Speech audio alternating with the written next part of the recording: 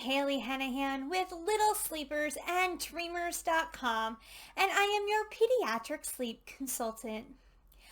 Are you thinking, okay, I am ready to sleep train. I have done the research, I have thought it through, but what do I need?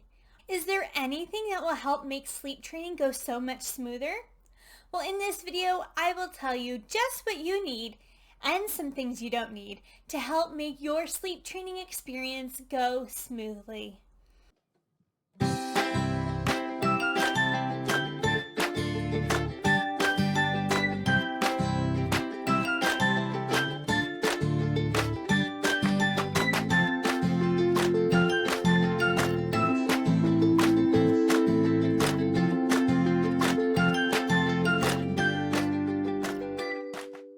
So let's start by talking about those little babies, the young ones. The first thing you will need is a sound machine.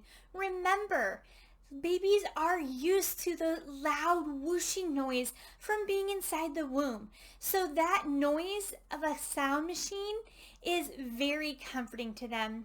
You will want to make sure that it is a constant sound and that it is not lullabies. You do not want the track stopping and starting because that will not be helpful to your child.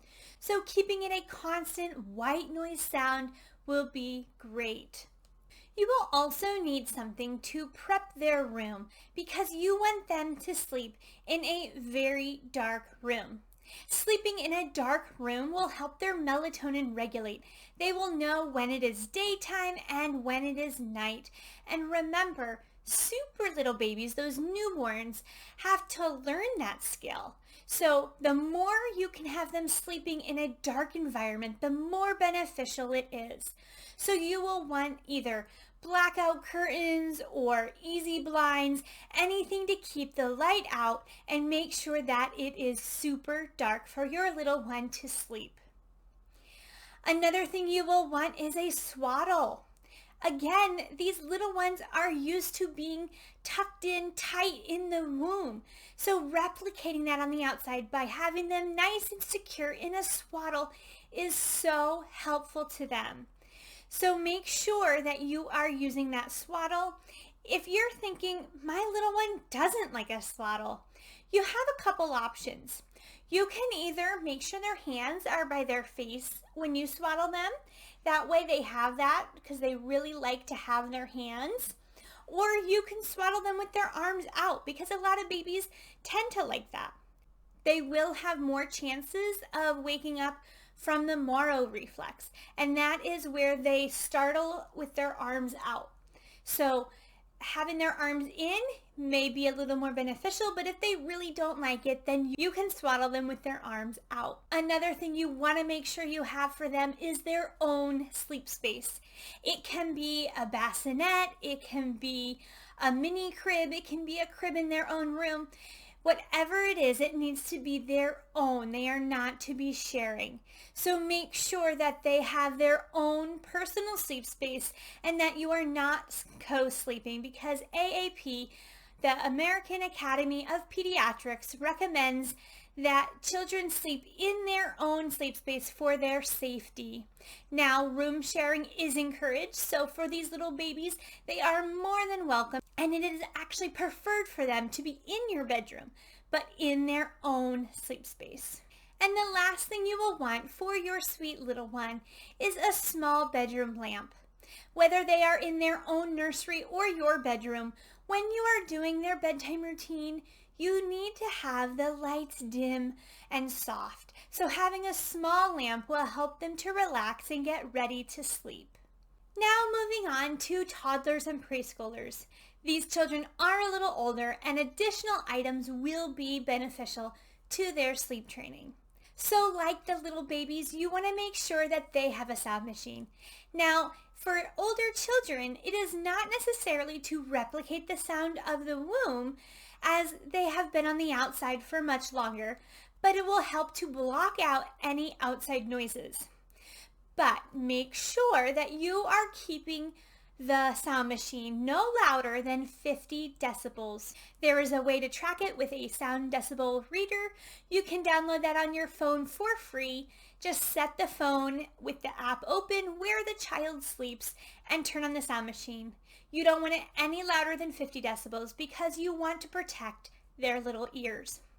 If you feel like it is not loud enough, you can always get more sound machines, especially if you have children sharing a room where you might need to create more of a buffer. Go ahead and put sound machines on separate sides of the room, just making sure that it is no louder than 50 decibels. The next thing you want is also anything to make their room super dark. Just like little babies, they need to be sleeping in complete darkness also. That sunlight in the morning creeping in is a big reason for a lot of early morning wake-ups. So make sure that your child's room is very dark. Now with older children, they can understand more. So having some things that will help guide their bedtime routine and get them set up for a good night's sleep will be helpful.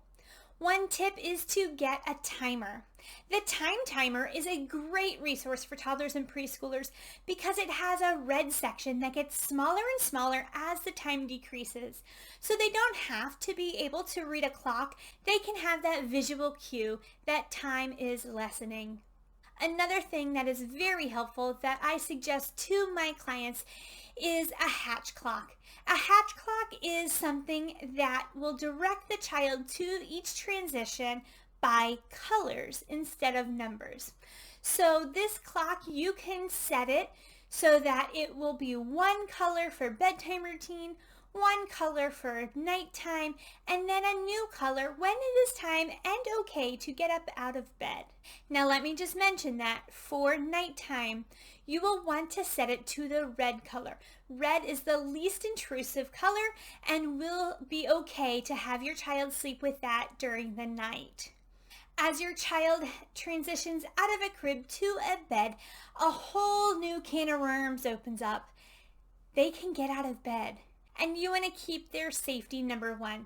So getting things that will keep them from roaming the house in all hours of the night is very beneficial. Some options could be a door monkey where they cannot open their door fully. It'll keep them in their room, or even just something like a baby gate. As long as they cannot get out, they can open the door, but then they are stuck in that room so that you know where they are at all times. Now, if your child is getting out of bed and you want to help encourage them to stay in bed, you can do a reward system. Now, if you do a reward system with toddlers or preschoolers, you need to make sure that reward is instantaneous. That means that very next morning, they need to be getting the prize. You shouldn't be doing a reward system where they are collecting stickers or some sort of thing to get a big prize at the end of the week. That is not instantaneous enough, and they need something a little quicker to reinforce that positive behavior. Now, children this age will not be swaddled, but for the toddler, they might still want some sort of security like that, and that is where the sleep sack option comes in. So if your child is used to being swaddled, but they are no longer swaddled, you can move them into a sleep sack. This is something that gives them that extra security without being swaddled so tightly. This is also a great thing for children to have before they are able to have a blanket. So this is a way to keep them warm without putting blankets in the crib, because blankets are not recommended before age 1. Again, like the little one, you want to make sure that you have a soft lamp, a small lamp in the bedroom that you can use at bedtime routine. You want to have it be calming so that they know, okay, when this lamp is on, I have my bedtime routine, and they will start to relax and get ready for bedtime. And the last thing is, if you have a preschooler or maybe an older toddler that is scared of the dark and you don't have that hatch clock, you can get a salt lamp. Salt lamps are something that is also not intrusive to their sleep and can be on all night long. Just make sure it is at the dimmest setting. So this will give them the light that they need, but also keep the room dark. I do want to mention, though, that you are not to be the one to suggest them being afraid of the dark. Wait until they tell you, and then you can get the salt lamp and put it in their room. So those are the things that I recommend my clients to help sleep train successfully. Now let me go through a couple things that are not actually helpful to sleep training. Some things that you want to remove or take out or stop doing if this is the case. So the first thing is any sleep positioners. Anything like a dock-a-tot or towels rolled up, things that will help your baby not be flat. You want to take that out. Children should not have anything in their crib before age 1. It should be a tight-fitted sheet and them. Remember, they have that option to have a swaddle or a sleep sack, but that should be it. So any positioner should not be in their crib, and that also goes along with any decorative pillows, any blankets, anything at all. So keep everything out of the crib so that they have the safest space. Now another thing I tell my clients, and this can be controversial, I know, is to not have a pacifier after 4 months old. I know. It might be hard, but it actually leads to broken sleep, and that is not what we want for our children. So eliminating the pacifier as quickly as you can will be so beneficial to your child's sleep. Another thing is a mobile. So it might be really cute to have that hanging over the crib, but they should be sleeping. It is not playtime. So make sure you are taking that out, especially if they're in a dark room.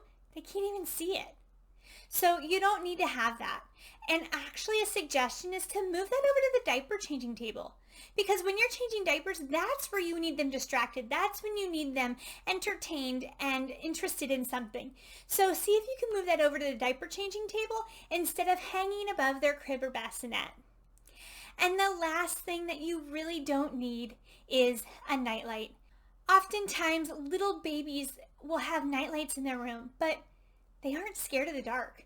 The nightlight, I know, is probably mostly used for the parents, but see if you can eliminate the nightlight because they need to be sleeping in total darkness. Again, for that toddler or preschooler who is scared of the dark, you have the option of having the red hatch clock light or even a dim salt lamp. So there are options for the children that are scared of the dark and just need a little bit of light. But remember, a little bit goes a long way.